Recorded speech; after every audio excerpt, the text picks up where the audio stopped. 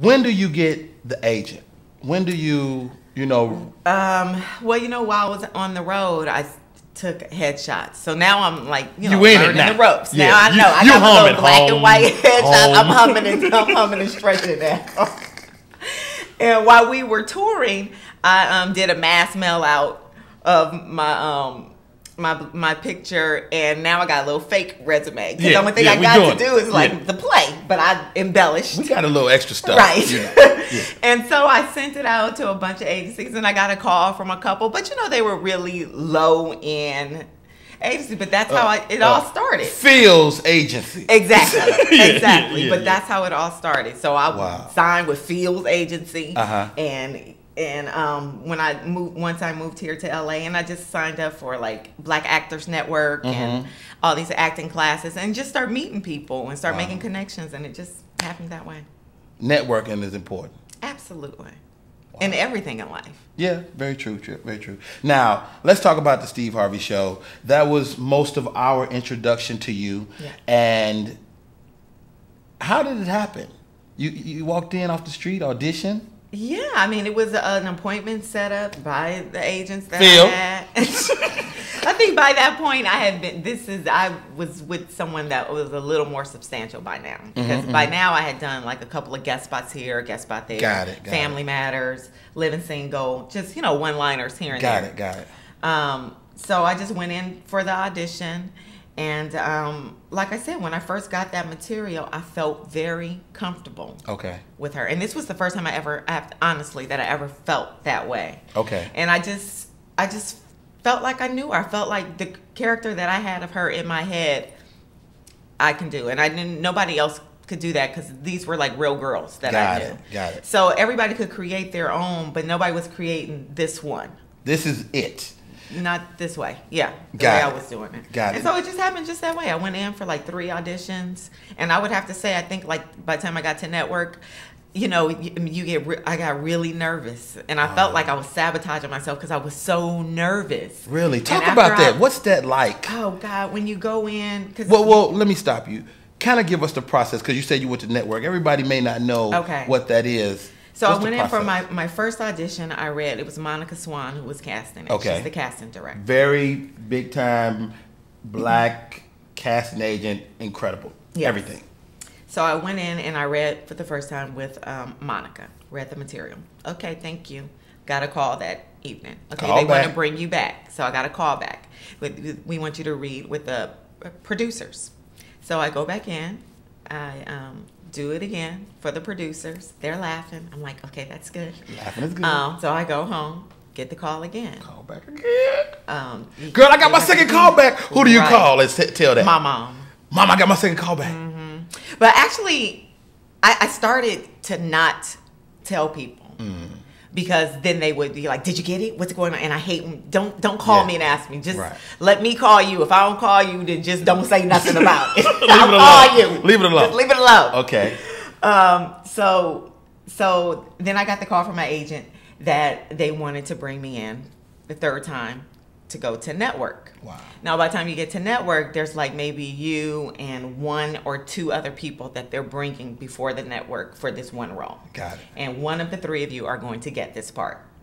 And at this part, you make your deal of what your deal is going to be. You're going to do this many episodes, 13 episodes, guaranteed, and you're going to make this much money for each episode that you do.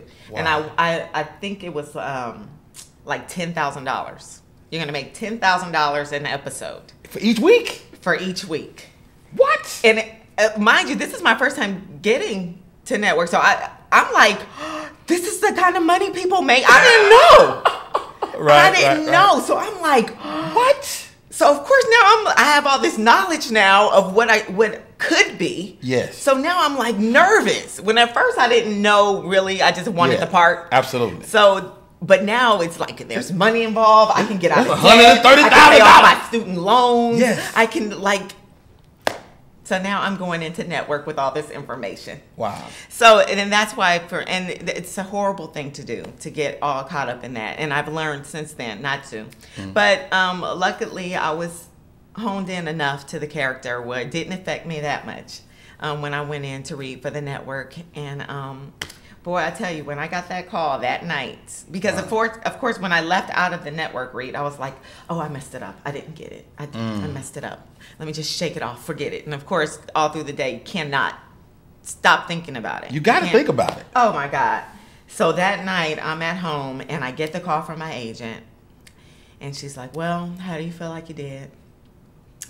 Well, you got the part. Dude, wow.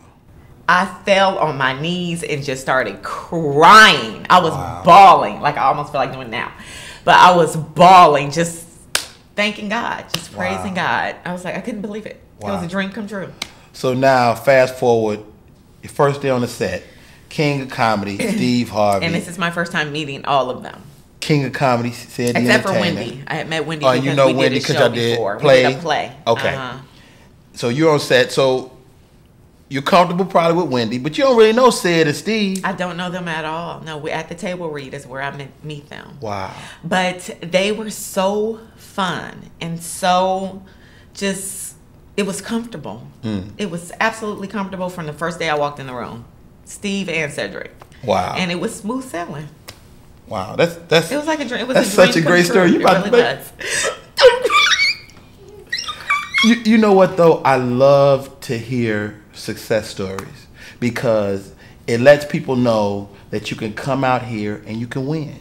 Yeah, you can. You can really win, and it's hard work. I mean, nobody gave you anything. Nobody gave you the car. No.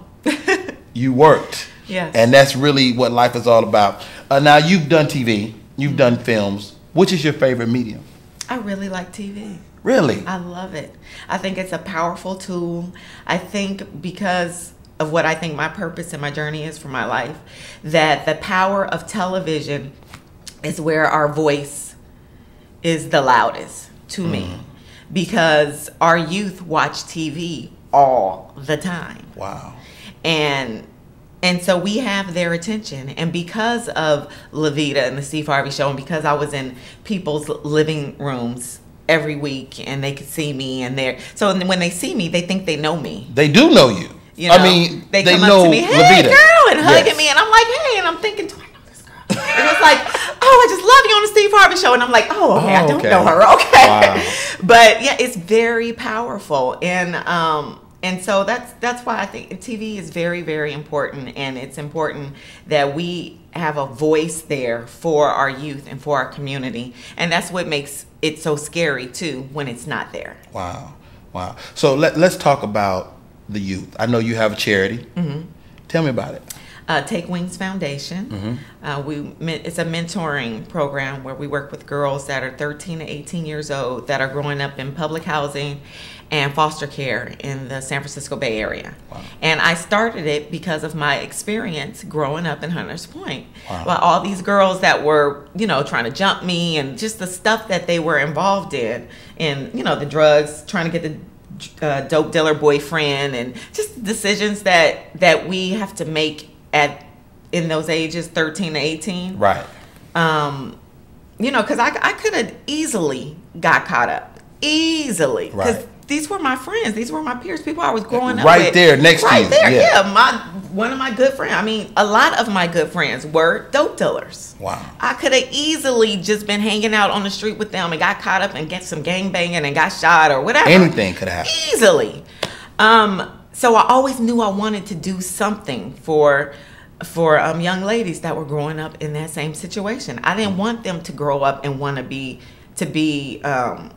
just in pain enough to where you want to cause pain on somebody else because you don't have any focus or direction in your life. You see somebody that probably does, so you want to just tear them down.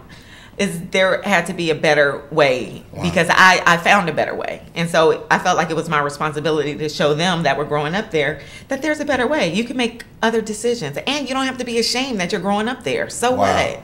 There's still other things we can do. And we could come out of this and we can still win. You can win. Wow. Absolutely. Wow. So that's what our program does. It teaches them that they can win, that the power is theirs. They can make better decisions.